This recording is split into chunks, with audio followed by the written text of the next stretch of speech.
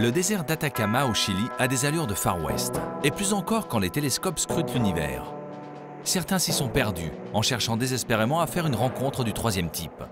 Ici, on a même entraîné des robots avant leur départ pour Mars, imperturbables à la vue des villages fantômes. Enfoui dans le sol aride, la région a longtemps caché un trésor, le salpêtre, appelé aussi nitrate. Utilisé pour fertiliser les terres, il sert aussi à fabriquer des explosifs. Cette ressource est à l'origine de la guerre du Pacifique qui oppose entre 1879 et 1884 le Chili au Pérou et à la Bolivie. Victorieux, le Chili récupère le territoire de l'Atacama et prive les Boliviens de tout accès à la mer. En 1900, l'industrie du salpêtre se développe.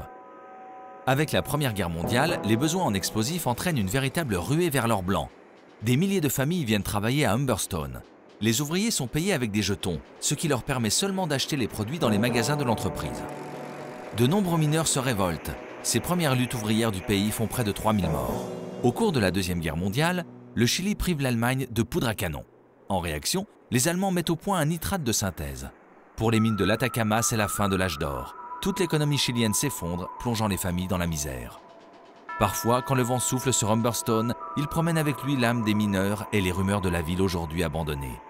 Décor idéal pour films d'horreur ou western, ce village fantôme accueille parfois des visiteurs mystiques qui tentent ici de communiquer avec les esprits.